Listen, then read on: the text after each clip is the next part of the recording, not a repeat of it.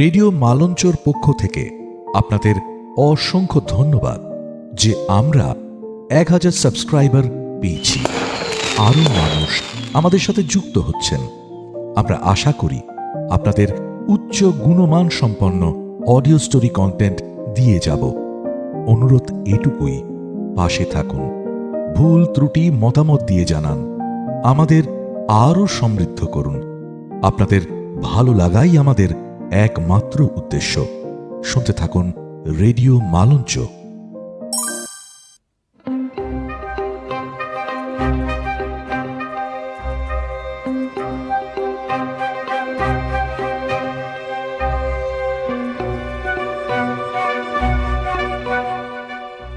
আপনারা শুনছেন রেডিও মালঞ্চয়ে সত্যজিৎ রায়ের ছোট গল্পের সংকলন থেকে আজকের গল্প ব্রজ বুড়ো। গল্প পাঠ ও অন্যান্য চরিত্রে প্রচ্ছদ ও সূচি। পর্ব 44।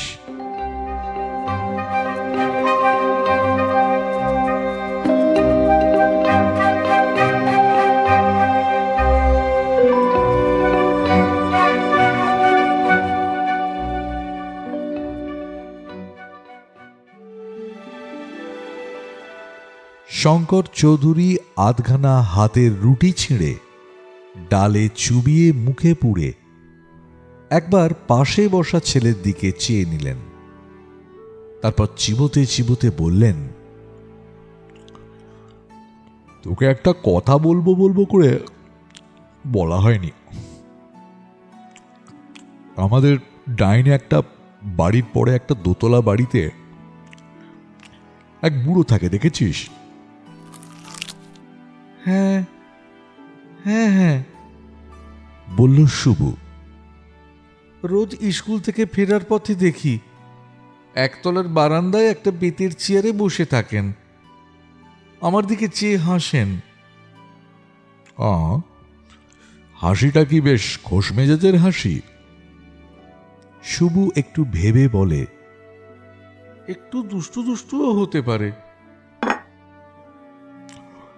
ওই বুড়ো সম্বন্ধে এখানে এসে অবধি অনেক কথা শুনেছি, বললেন শঙ্কর বাবু।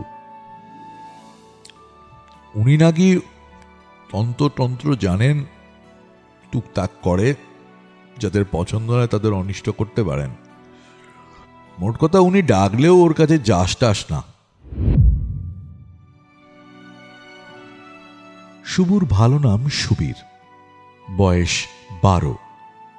3 মাস হল সুবীরেরা কলকাতা থেকে এই শহরে এসেছে। এখানকারই এক কলেজে শঙ্কর চৌধুরী ইংরেজির প্রফেসরের চাকরি পেয়েছেন। সুবীর কলকাতার স্কুল ছেড়ে এখানে সেন্ট টমাসে ভর্তি হয়েছে। সবাই বলে এই জায়গাটা স্বাস্থ্যকর। শীতকালে যে বেশ শীত পড়ে সেটা এই নভেম্বরের গোড়াতেই সকাল সন্ধ্যে টের পাওয়া যাচ্ছে। সুবীরের মার জায়গাটা খুব পছন্দ। বলেন, এখানকার বাতাসই আলাদা, প্রাণ ভরে নিঃশ্বাস নেওয়া যায়। এই কমাসেই স্কুলে সুবীরের 2-1 বন্ধু হয়েছে। তার মধ্যে দিব্যেন্দুকেই ওর সবচেয়ে ভালো লাগে। শুভু দিবু ক্লাসে পাশাপাশি বসে, দুজনেই পড়াশোনায় ভালো, খেলাধুলোয় দুজনেরই খুব উৎসাহ। দিবু একদিন কথায় কথায় সুবীরকে বলে, ব্রজবুড়ো তো তোদের একটা বাড়ি পরেই থাকে। ব্রজবুড়ো? সুবীর অবাক হয়ে জিজ্ঞাসা করল, সে আবার কে? দেখিসনি, মাথায় টাক, ফর্সা রং, দাড়ি গোপ কামানো, গলাবন্ধ কোট আর ধুতি পরে বারান্দায় বসে থাকে? সুবীর বলল, ওকে বুঝি লোকে ব্রজবুড়ো বলে? ওকে তো রোজ দেখি। সাবধান, বলল দিব্যেন্দু। ওকে চটাসনি, ও হাসলে তুইও হাসিস। তা তো হাসি। তাহলে ঠিক আছে, ও যদি তোর ওপর ক্ষেপে যায় তাহলে ওর বাড়িতে বসেই স্রেফ মন্ত্র পড়ে তোর সর্বনাশ করে ছাড়বে। বাবাও আমাকে সাবধান করে দিয়েছেন, বলল সুবীর।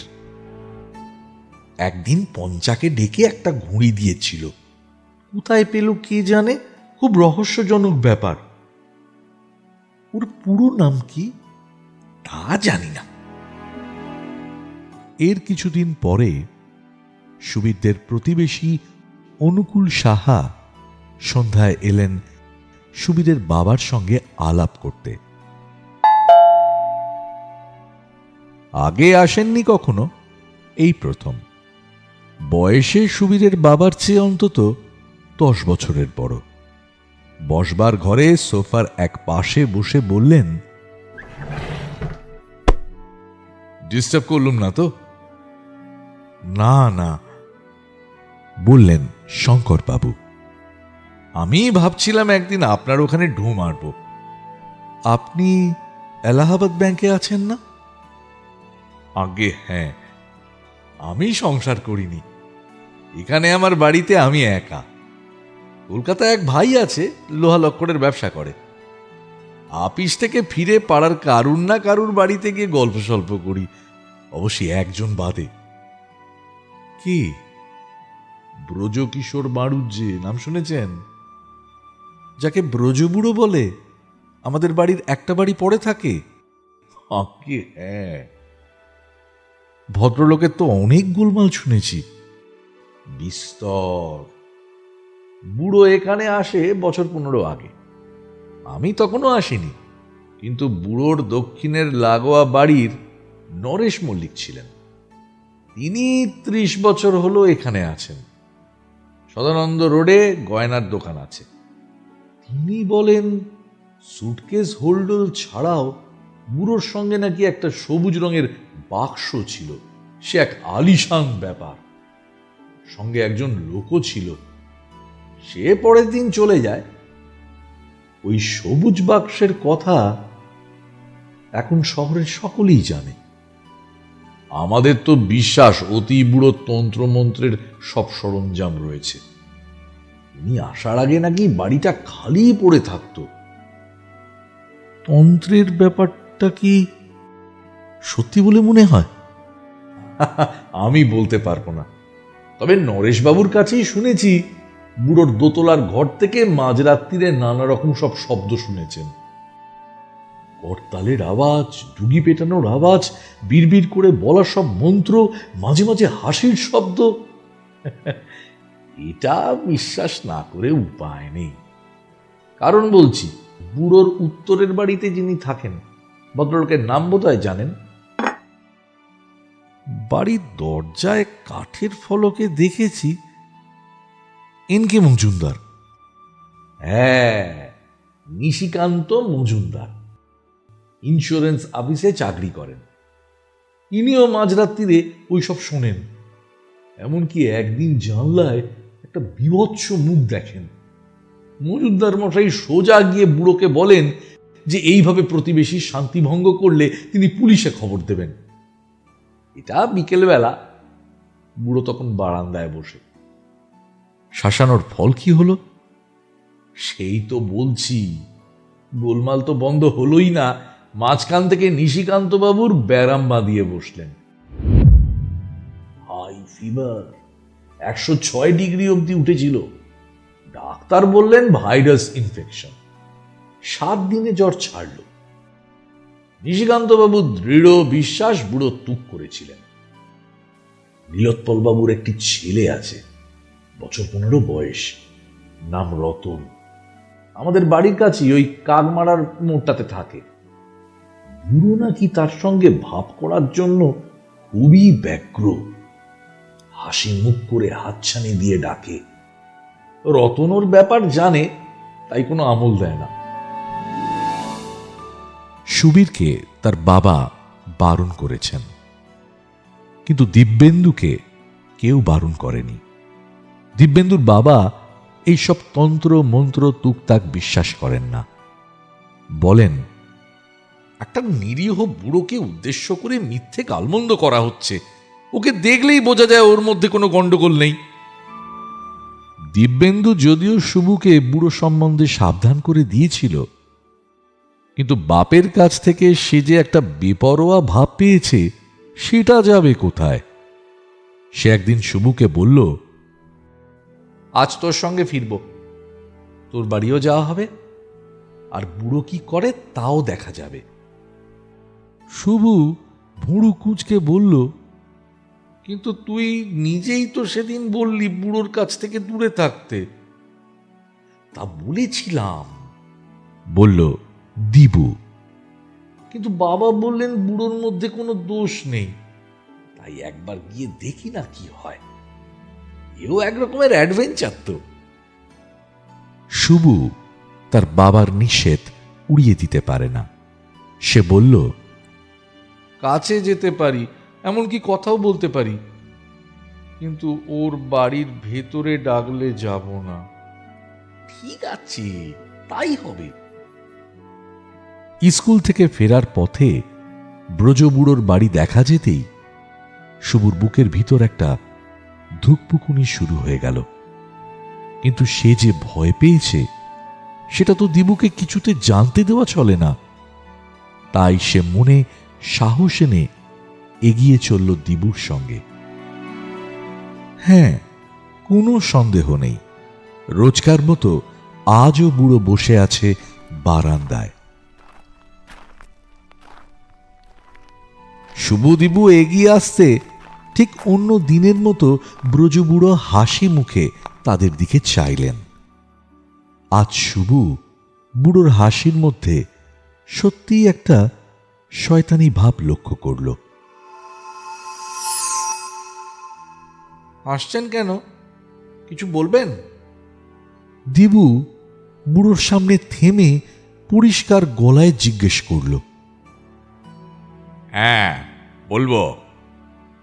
বললেন ব্রজবুড়ো। আমি ডাকলে আসো না কেন? দিবু বলল, আমাকে কোনোদিন ডাকেননি, আর ডাকলেই বা যাব কেন? ওরকম যাত্রার ডাকে আমি যাই না। শুভু মনে মনে ভাবল, বাপরে, দিবুর কি সাহস! আবার দিবুই কথা বলল, আপনার সবুজ বাক্সে কি আছে? কেন বলবো?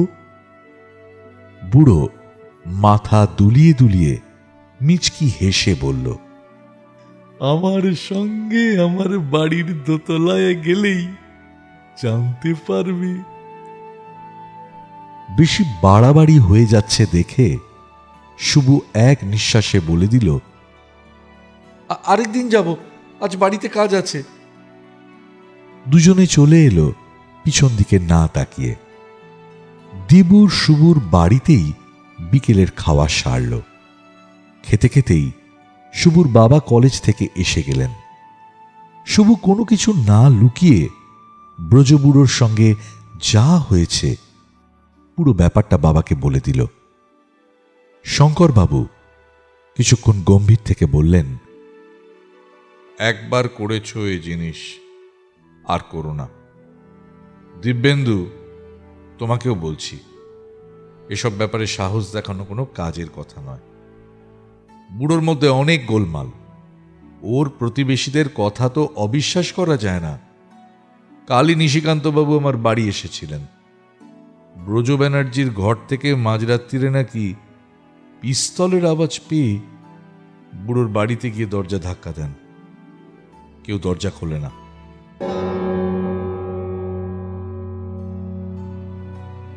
এর সপ্তাহখানেক পরে এক রবিবার সকালে শুভুদের বাড়ির সামনের দরজায় টোকা পড়ল। শুভুর বাবা খবরের কাগজ পড়ছিলেন। ছেলেকে বললেন, দেখ তো কে এলো।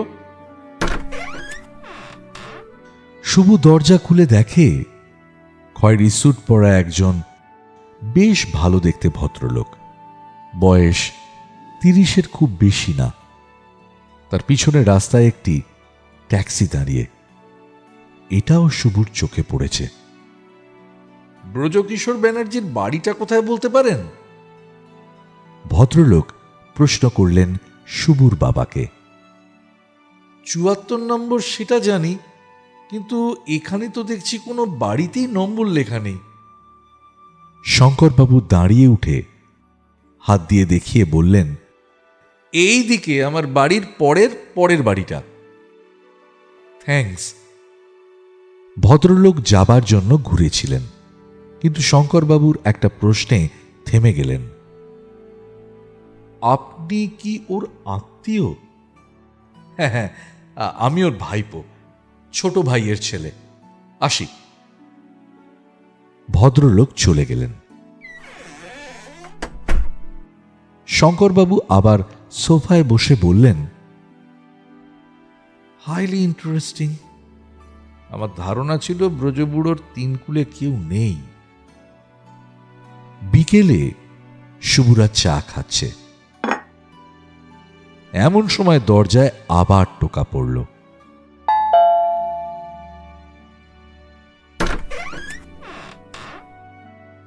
শুভ খুলে দেখে আবার সেই সকালের ভদ্রলোক। একটু আসতে পারি কি? শঙ্করবাবুও উঠে এসেছেন, বললেন, হ্যাঁ হ্যাঁ, নিশ্চয়ই নিশ্চয়ই, আসুন আসুন। ভদ্রলোক ঘরে ঢুকে এলেন। বসুন। চা খাবেন? নো থ্যাঙ্কস, এইমাত্র খেয়ে আসছি। ব্রজবাবুকে কেমন দেখলেন? হ্যাঁ, সেইটা নিয়েই একটু কথা বলতে এলাম। বললেন ভদ্রলোক। আগে আমার পরিচয়টা দিই। আমার নাম অমিতাভ ব্যানার্জি। আমার পেশা হচ্ছে মনের ব্যারামের চিকিৎসা করা, সাইকিয়াট্রি। কলেজে পড়ার সময় থেকেই শখটা হয়েছিল। বাবা রাজি হয়ে গেলেন। আমি বিলেত গিয়ে পাশ করে ওখানে 3 বছর প্র্যাকটিস করছিলাম। কিছুদিন হলো কলকাতায় এসেছি। বাবার কাছ থেকেই জ্যাঠার কথাটা শুনেছিলাম। বাবা লখনৌয়ে ওকালতি করতেন। আমার জন্ম, পড়াশুনো সবই ওখানে। আমি ব্রজ জ্যাঠাকে কোনোদিনও দেখিনি। যখন কলকাতায় গিয়েছি ততদিনে ব্রজ জ্যাঠা আপনার এখানে চলে এসেছেন। এটা শুনেছিলাম যে কলকাতায় থাকতে জ্যাঠা চুপচাপ বাড়িতে বসে থাকতেন, কারোর সঙ্গে মিশতেন না। ডাক্তার দেখে বলেছিলেন শরীরে কোনো ব্যারাম নেই। তাহলে যে বাড়িতে রয়েছেন সেটা কার? হ্যাঁ, ওটা আমার ঠাকুরদা তৈরি করেছিলেন। উনি ব্যবসা করতেন, অনেক পয়সা করেছিলেন। মারা যাওয়ার আগে 3 ছেলেকে উইল করে টাকার সমান ভাগে ভাগ করে দিয়ে যান। কাজেই ব্রজ জ্যাঠার টাকার অভাব নেই। উনি কি তন্ত্র চর্চা করেছেন নাকি? কি যে করেছেন তা কেউ সঠিক বলতে পারবে না। আমরা থাকতাম লখনৌয়ে, মেজ জ্যাঠার কাজ ছিল ব্যাঙ্গালোরে। ব্রজ জ্যাঠা কলকাতাতেই থাকতেন, তবে গোটা 3 চাকর ছাড়া দেখবার আর কেউ ছিল না। তন্ত্রের ব্যাপার জানি না, তবে ওর যে মানসিক ব্যারাম রয়েছে তাতে অন্তত আমার কোনো সন্দেহ নেই। কথা হচ্ছে কি ব্যারাম? হ্যাঁ, সেটা এখনো ধরতে পারেননি। ধরব কি করে? আমার সঙ্গে তো কথাই বলছেন না। তবে আমার একটা প্রস্তাব আছে। হ্যাঁ, কি? ওর চাকর বলছিল উনি নাকি ছোটদের ওপর কখনো রাগ করেন না। তাই ভাবছিলাম যদি আপনার ছেলেকে একবার সঙ্গে করে নিয়ে যেতে পারি তাহলে হয়তো উনি মুখ খুলতে পারেন। শুভ বলল, ওর একটা সবুজ বাক্স আছে কি? অমিতাভ বাবু চোখ বড় বড় করে বললেন, বাক্স মানে কি? সে তো এক বিশাল ট্রাঙ্ক। আমি ওকে জিজ্ঞাসা করেছিলাম ওতে কি আছে। উনি কোনো জবাবই দিলেন না। শঙ্করবাবু বললেন, ঠিক আছে, আমার ছেলে যাবে, কিন্তু তার সঙ্গে তার বাবাও যাবে। নিশ্চয়ই, সে তো খুব ভালো কথা। আমি খানিকটা জোর পাবো। 5 মিনিটের মধ্যে তিনজনে বেরিয়ে পড়ল। ব্রজবুড়োর বাড়ির দরজায় ধাক্কা দিতেই একটা বুড়ো চাকর এসে দরজা খুলে দিল। বাবু কোথায়? জিজ্ঞাসা করলেন অমিতাভ বাবু। দোতলায় সবার ঘরে। বলল চাকর। আজ বাইরে বসবেন না? আগে আপনি আসার পর থেকেই উনি কেমন যেন হয়ে গেছেন। আজ বিকেলে চাও খেলেন না। ঠিক আছে, আমরা ওর সঙ্গে একটু দেখা করব। আসুন মিস্টার চৌধুরী। তিনজনে দোতলায় গিয়ে হাজির হলো। ডান দিকে একটা দরজা, সেটাই ব্রজবুড়োর শোবার ঘর। ডক্টর ব্যানার্জির পিছন পিছন শঙ্করবাবু আর শুভুও ঘরে ঢুকল। ব্রজবুড়ো বালিশে পিঠ দিয়ে খাটে আধশোয়া। শুভুকে দেখেই তার মুখে হাসি ফুটে উঠে সঙ্গে সঙ্গেই মিলিয়ে গেল। তোমার সঙ্গে আবার এরা কেন? অভিমানের সুরে বললেন ব্রজবুড়ো। শুভু বলল, আপনি সবুজ বাক্সটার কথা বলেছিলেন, সেটা দেখতে এলাম। প্রকাণ্ড সবুজ ট্রাঙ্কটা শুভু ঘরে ঢুকেই দেখেছিল।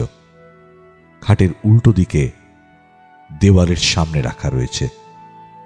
বোঝাই যাচ্ছে আদ্যিকালের ট্রাঙ্ক। নিশ্চয়ই দেখাবো, বললেন ব্রজবুড়ো।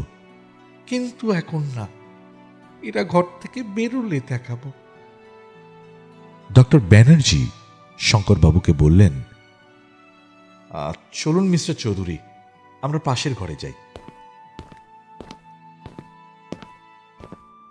দুজনে বেরিয়ে যেতে বুড়োর মুখে আবার হাসি ফুটল। শুভুর বুকের ভিতর আবার ধুকপুকুনি। ব্রজবুড়ো খাট থেকে নেমে ট্যাঙ্ক থেকে একটা চাবি বার করে ট্রাঙ্কটা খুলে ডালাটা উপরে তুলে দিলেন। দেখো, এ কি? এই যে খেলনায় ভর্তি রেলগাড়ি, বন্দুক, রাক্ষসের মুখোশ, বিল্ডিং ব্লকস, মেকানো, লুডো, লটো, করতাল বাজানো সং, খেলার ড্রাম, খেলার গ্রামাফোন, তাছাড়া আরো কত খেলা। সেসব শুভু কোনোদিন চোখেই দেখেনি, নাম শোনা তো দূরের কথা। এগুলো কার? শুভু ঢোক গিলে জিজ্ঞাসা করল। ব্রজবুড়ো 2 হাত মাথার ওপর তুলে তুড়ি বাজিয়ে গা দুলিয়ে দুলিয়ে গান করছিলেন।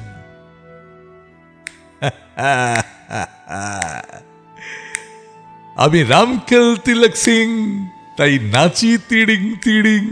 আমি রামকেল তিলক সিং, তাই নাচি তিড়িং তিড়িং। এবার গান বন্ধ করে নিজের বুকে চাপড় মেরে চেঁচিয়ে উঠলেন, আমার! শুভু বুঝল এই খেলার বন্দুকের আওয়াজ শুনেই পাশের বাড়ির লোক ভেবেছে পিস্তল। ওই মুখোশ পরে বুড়ো জানলায় দাঁড়াতেই ভেবেছে রাক্ষস। আর এই সব খেলনার নানা রকম আওয়াজ শুনেই ভেবেছে বুড়ো তুকতাক করছে। শুভু বলল, বাবা আর ডাক্তার বাবুকে ডাকি। ওরা যদি আমার খেলনা নিয়ে নেয়?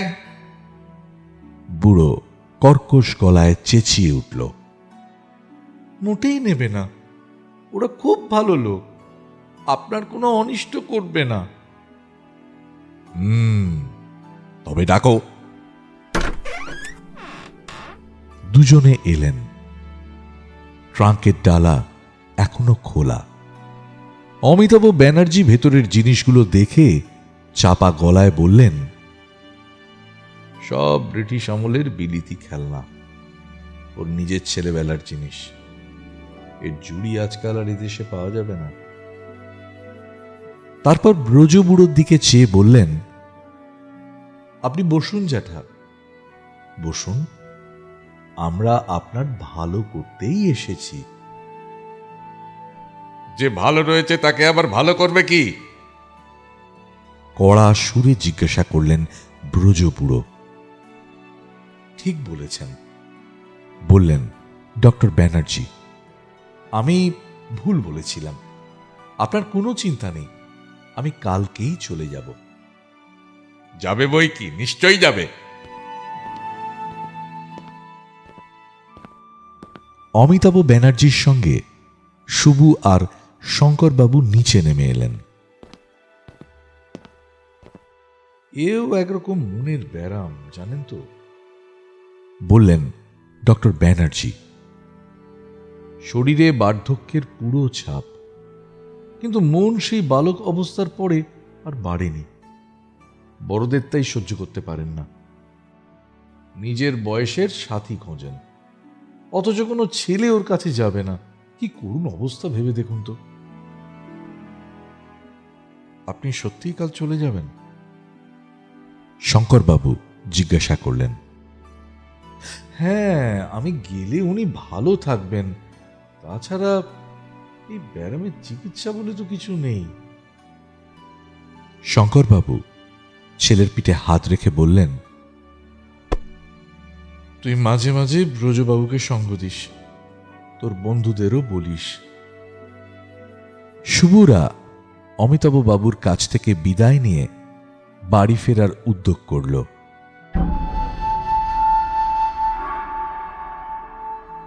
দোতলার ঘর থেকে তখন করতালের সঙ্গে সঙ্গে শোনা যাচ্ছে, বাদুর বলে ওরে ও ভাই সজারু, আজকে রাতে দেখবি একটা মজারু। বাদুর বলে ওরে ও ভাই সজারু, আজকে রাতে দেখবি একটা মজারু। আজকে রাতে চামচিকে আর বেচারা। বাদুর বলে ও যে ও ভাই সজারু, আজকে রাতে দেখবি একটা মজারু। আজকে রাতে দেখবি একটা মজারু। আজকে রাতে চামচিকে আর পেঁচারা। আজকে রাতে চামচিকে আর পেঁচারা।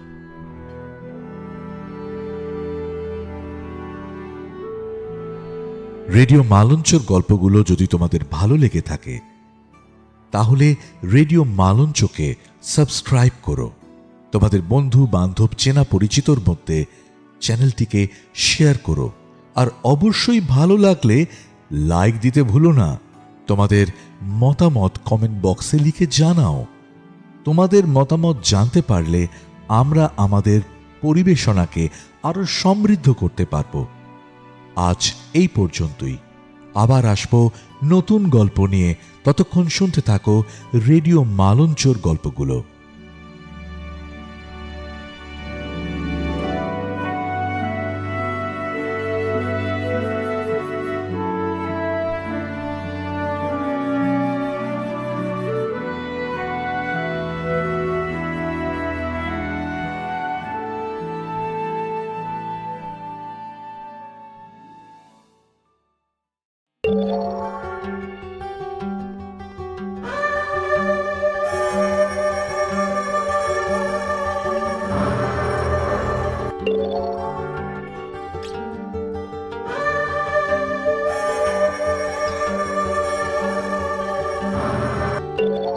আপনারা যারা এখনো আমাদের আগের গল্পগুলি শোনেননি তাদের অনুরোধ করব রেডিও মালঞ্চ চ্যানেলটিকে সাবস্ক্রাইব করে অল নোটিফিকেশন অন করে দিন।